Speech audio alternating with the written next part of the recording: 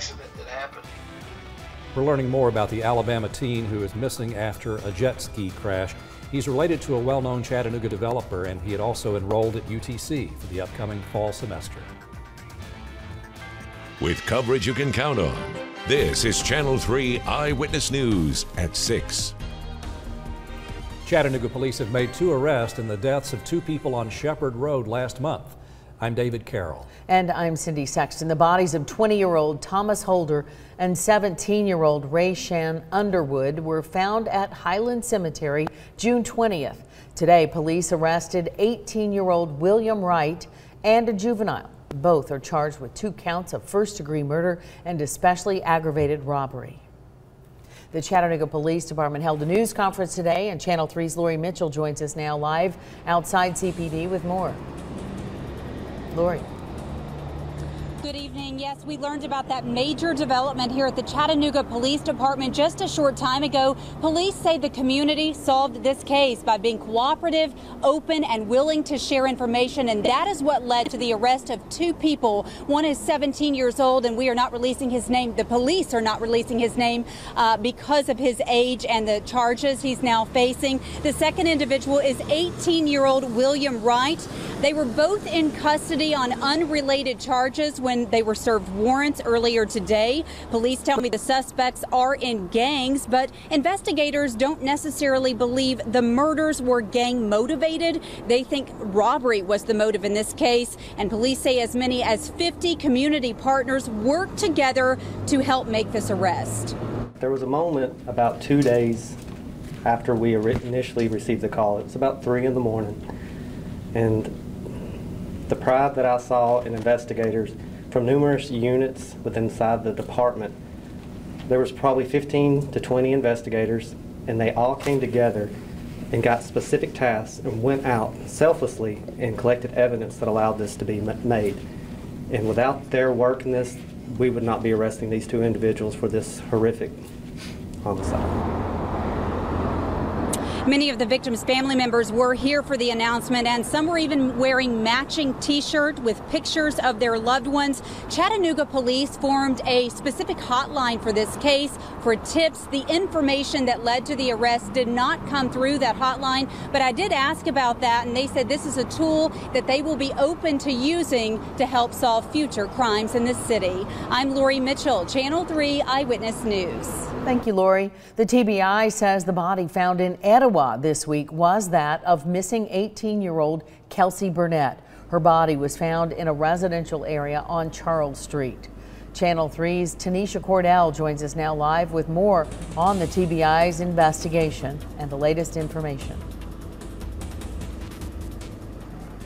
Well, investigators were here for hours yesterday searching in and around this home at the 100 block of Athens Pike, which isn't too far from where Burnett's body was found off of Charles Street. Now, investigators have not confirmed what connection this home has to Burnett's death, but one woman who lives right next door says the 18-year-old stayed here. She says the last time she saw Burnett was the day before she went missing. She says Burnett's mother came by the next day asking if anyone had seen her daughter.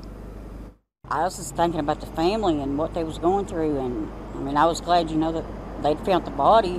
That way they could have closure, and now if they can find who done it, they can get justice. Now, there are still many unanswered questions, but the TBI says they're waiting for further results from the medical examiner's office that will hopefully provide more information. For now, live in Etowah, Tanisha Cordell, Channel 3 Eyewitness News. Tanisha, thank you. A man accused of stabbing a Georgia deputy will return to Walker County to face charges. 44-year-old James Johnson appeared in a Hamilton County court for the first time yesterday. He's charged with stabbing Walker County Sheriff's Deputy Corporal J.D. Holland. He'll be extradited from Hamilton County to Walker County. The GBI is investigating this.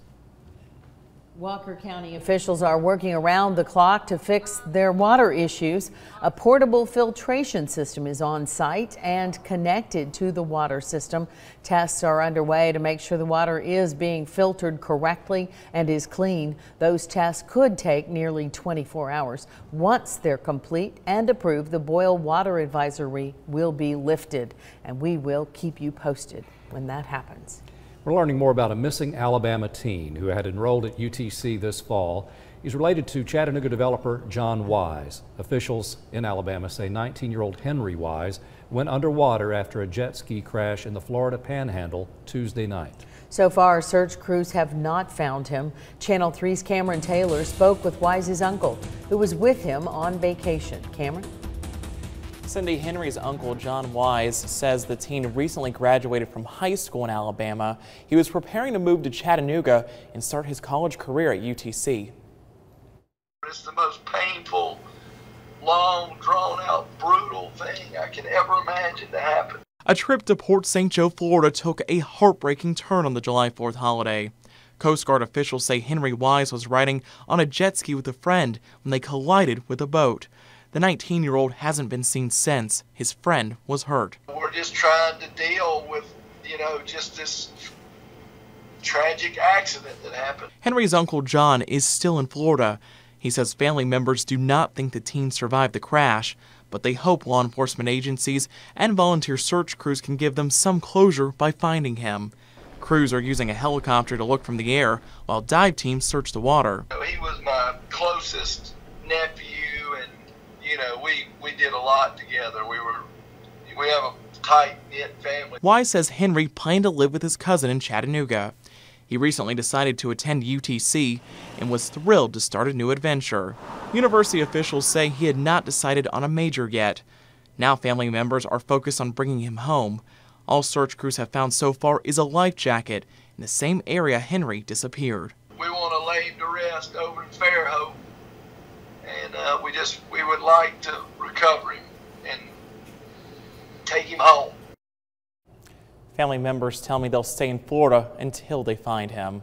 Live in the studio, Cameron Taylor, Channel 3 Eyewitness News. Thank you, Cameron. Today is Chattanooga Police Chief Fred Fletcher's last official day on the job. He actually cleaned out his office a few days ago. After 3 years as chief, he announced in April he would be leaving his post. He brought change to the department, guiding the officers through several major events here in Chattanooga. Now, Deputy Chief David Roddy is temporarily in charge as city officials determine who will get the permanent police chief position. Still ahead on Eyewitness News at 6, the Signal Mountain school system is moving forward in efforts to break away from the Hamilton County School District, I should say. We want to see only part of Hamilton County excelling, other parts continuing to be struggling. And not everybody's on board. Some concerned residents have formed a group to keep things as they are. A few light rain showers across the area right now, but there's still some strong thunderstorms in Middle Tennessee that may affect us later tonight. We'll show you those and tell you what to expect for the rest of the week and into the weekend on my 7-day forecast.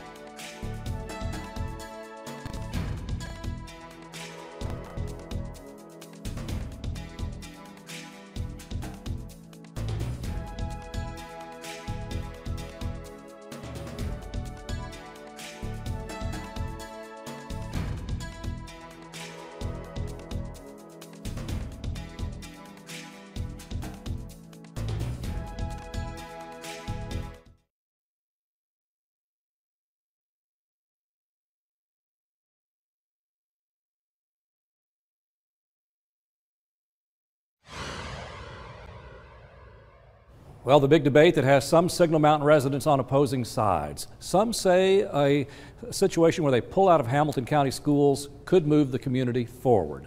Others say separating from the county would be a step in the wrong direction. Last week, members of a viability committee traveled to West Tennessee, Shelby County, to learn more about the possibility of breaking away. 3 school districts broke away from Shelby County schools 4 years ago. Now, residents with stay with Hamilton County Department of Education say the split would divide the residents. There is an element of segregating the population that is deepening the trench. So that to me is one of the biggest. We can, as a collective, work better than as an individual entity, Signal Mountain, that is. Now, each of the Shelby County districts had to raise taxes to be able to break away and form their own school district. In total, the proposed district would include about 2,500 students from Signal Mountain, Walden, and unincorporated parts of the county. The group tells us they plan to transcribe audio from their recent Shelby County visit and make that audio available to everyone. The committee will take questions and concerns online through July 15th. Now, the Hamilton County School Board meets next week, hoping to approve the contract for the next superintendent. Board members chose this man, Dr. Brian Johnson, to fill the position just a few weeks ago. He had already mapped out his first 100 days on the job. Now it's just a question of agreement on salary and the length of the contract. Now, Brian Johnson says he plans to focus on student achievement, also improvement, and hoping to improve the school's low-achieving of I-zone schools. So once again, that meeting to talk about the new contract will be held at the Hamilton County School Board on Tuesday of next week. The 2-year anniversary of the July 15th terror attack is nearly a week away. The Chattanooga Strong Community Concert will host an event Sunday, July 16th, to honor the 5 servicemen who lost their lives. It will include a moment of silence, live music, crafts, river paddling, food trucks, and activities for children. The event will be on the Tennessee River Park at the Hubert Fry Center starting at 5 in the evening. Still to come here at 6, 2 members of the Trump administration stopped over in the Scenic City today. While in Chattanooga, they visited CADIS, a recovery center, learning more about the opioid epidemic gripping the nation. You'll hear from Health and Human Services Secretary Tom Price about why he believes people with addiction are not getting adequate treatment. More rain may be on its way through the Tennessee Valley. Paul Barris is keeping an eye on the skies for you, and he'll let you know more about it when we come back. Well, be sure and start your Friday morning off with us on Channel 3 Eyewitness News today. Find out what happened overnight while you were sleeping, and hopefully it will dry off. Hopefully it'll dry off, because there are a lot of events happening around the Tennessee Valley. We're going to tell you about those, including peaches. Peaches, peaches, peaches at the market. We're going to get started at what time, Latrice? 4:30. We'll see you then.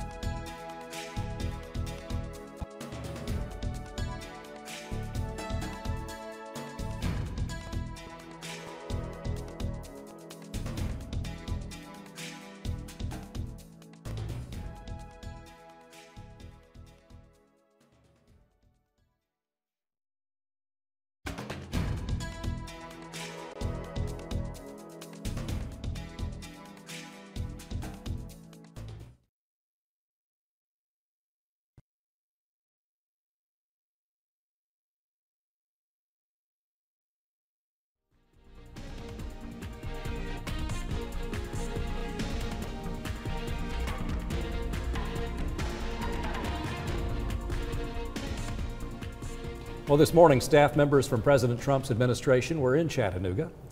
The White House spokesperson Kellyanne Conway and Health and Human Services Secretary Tom Price took a tour of Cadiz to learn more about the opioid crisis gripping the nation. The stop here in Chattanooga is part of Secretary Price's listening tour. He wants to learn from people like Tennesseans who he says are on the front lines battling the opioid epidemic.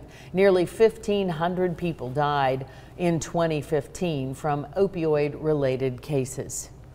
We want to make certain that the overdose reversing drug, Narcan, naloxone, is available all across this land so that we can save more lives. We want to address the why. Why is it that so many people feel so hopeless, and why is it that the addiction that is a disease is not being treated in the way that it must be treated?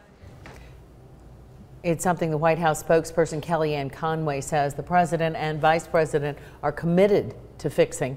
The annual cost of the opioid epidemic is estimated at more than $78 billion. A small group met Secretary Price as he arrived outside Cadiz this morning. Protesters of the Talk to Us group wanted to highlight that they believe local elected officials are not listening. Channel 3's Michelle Herron has more.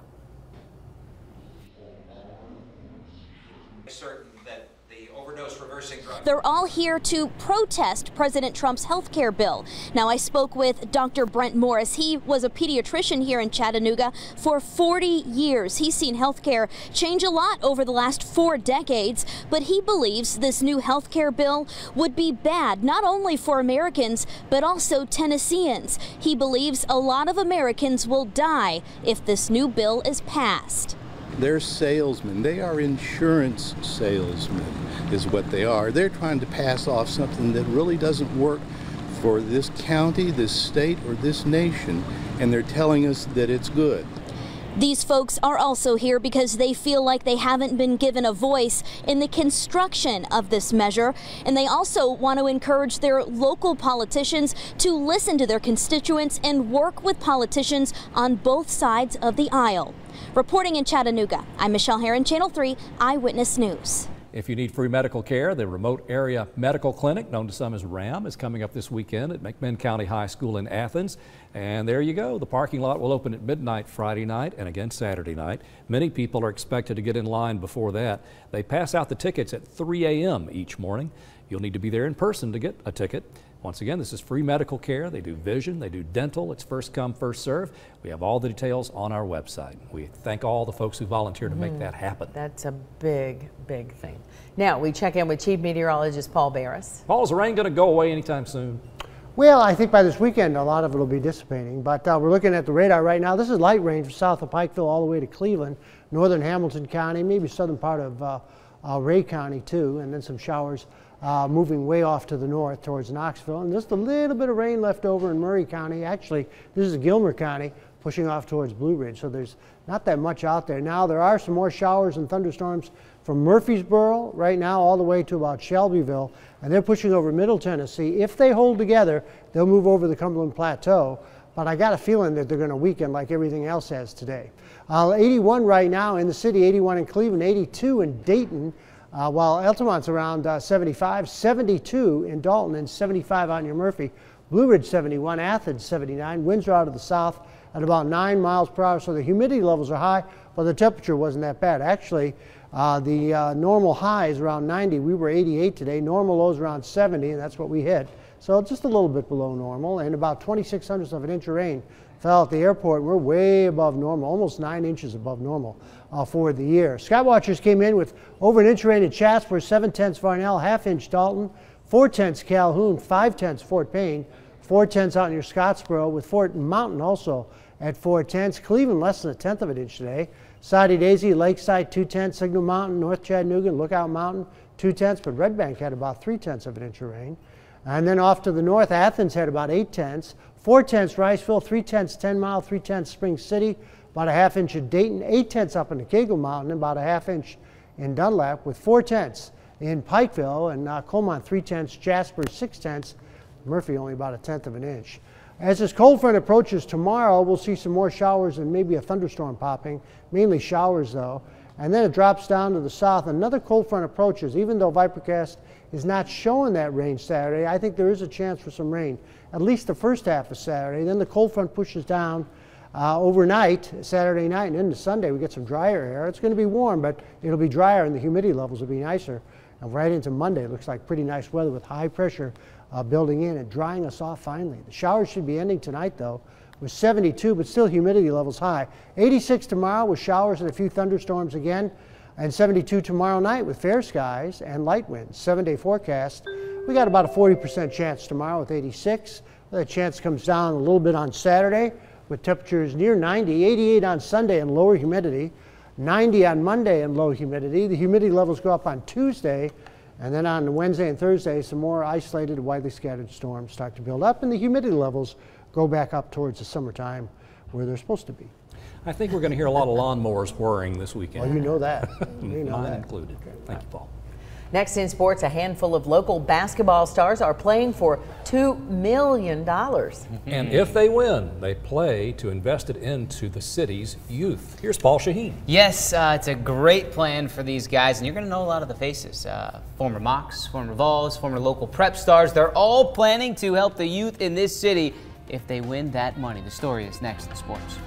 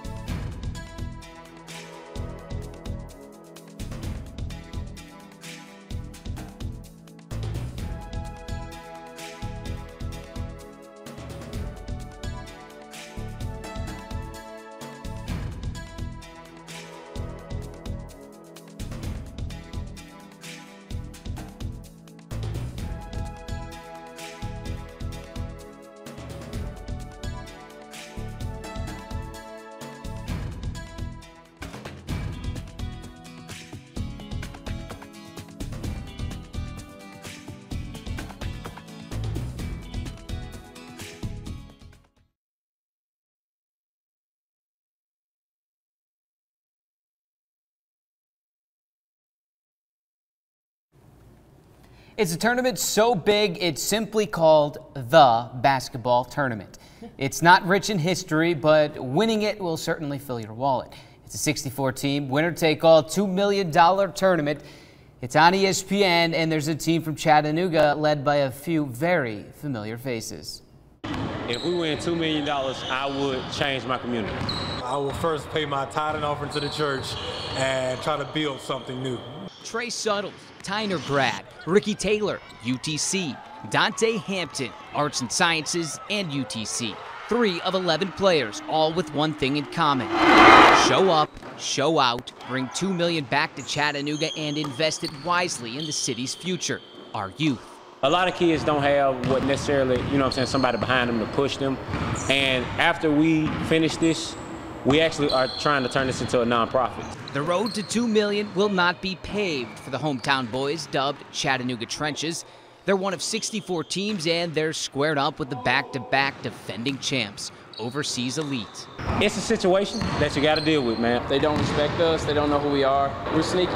The team was handpicked by Suttles, who, like Ricky Taylor, played overseas. I honestly felt like I was putting together the best possible team in this tournament. We have all the pieces. We have the height, the size, we have the point guards, we have the shooters. I'm not putting together a team to come in second, because second place don't get no money. They've played a few smaller tournaments together, but nothing of this magnitude. Every game will be on one of the ESPN networks. Unlike Hampton and Taylor, Suttles has never repped the 4-2-3 while playing.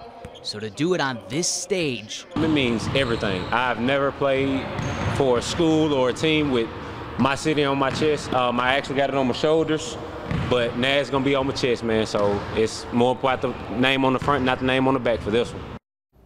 The only rules to this tournament, 9 to 11 players, and no one on an NBA roster can play. The tournament starts Saturday at regional sites. Chattanooga Trenches are playing in Charlotte at noon on Saturday. You can watch that game on ESPN3. The Chattanooga Lookouts are back in action tonight after winning their 8th straight last night. And this hot streak goes beyond just 8 wins. Chattanooga has now won 22 of its last 24 games. They're on pace to have their best Southern League season in club history. First pitch against the Smokies at 7:15. Highlights at 11. In the big leagues, the Atlanta Braves are looking to bounce back from 2 straight losses to the Houston Astros. Atlanta is in Washington to close out the first half with 4 straights. For the Nationals, the Braves are 10 behind the Nats in the NL East. Atlanta won the last series they played. That was last month. Fulte will start on the mound tonight, 7:05 first pitch. Here's to hoping the Washington bats aren't, guys, as relentless as Houston's bats were. My goodness. I was doing the math a little earlier. Let's see, the Astros scored 26 runs in 2 games. That's right. They are so good. A touchdown, a field goal, and a 2-point conversion. Yeah. And maybe more. That was something else. All right, Paul, what do you have for us? Let's take a look at the radar right now, show you where some of these showers are. The very, very light rain across the area right now, moving east of the city. But there's a cluster of thunderstorms, a little line from Shelbyville approaching Tullahoma. That may just clip our northern counties. I think most of us are not going to see any of that rain, though. 86 for tomorrow with a 40% chance and a 30% chance Saturday, and Sunday and Monday look dry and more comfortable. Okay, Paul, thank you. Thanks for joining us for Eyewitness News at 6. Well, the president's overseas trip continues. NBC News will have complete coverage next here on Channel 3. And be sure to join Cindy and the gang for an update at 11 tonight. We'll see you then.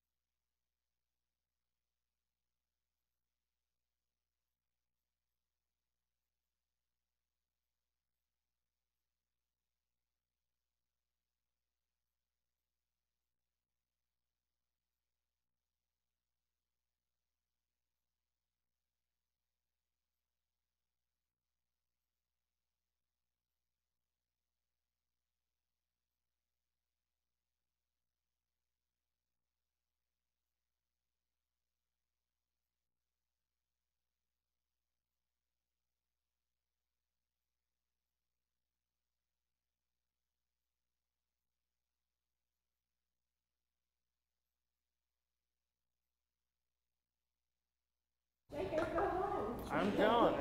Make sure everybody have their vacation time. 1, 2, 3, 4, 5. Hello. I'll let you know when scattered storms will ease up on Foyt.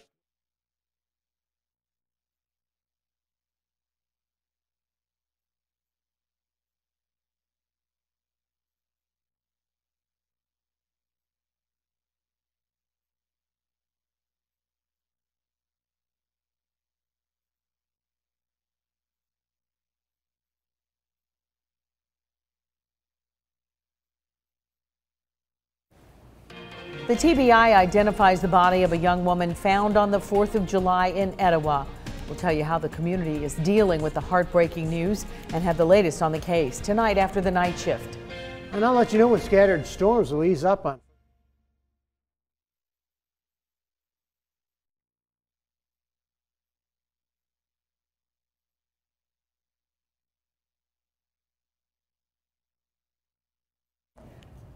The body of a young woman found on the 4th of July in Etowah has been identified. How the community is dealing with the heartbreaking news and the latest on the case after the night shift. And I'll let you know when scattered storms are going to ease up, all coming up on First Weather.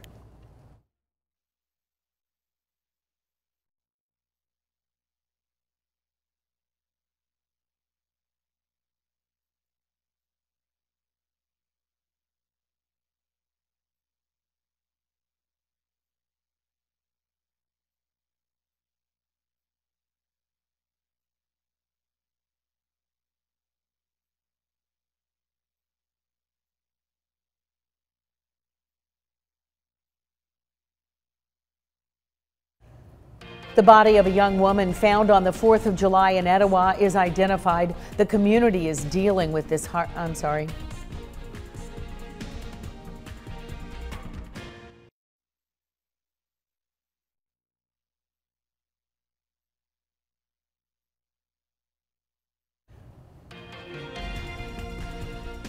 Try again.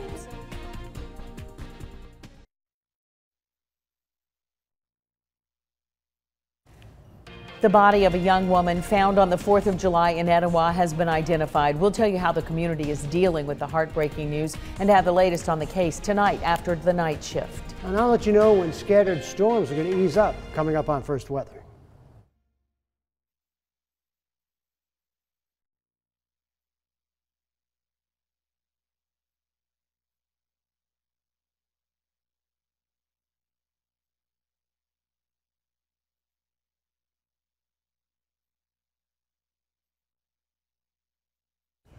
When we'll get a break from scattered storms and humid weather at 11.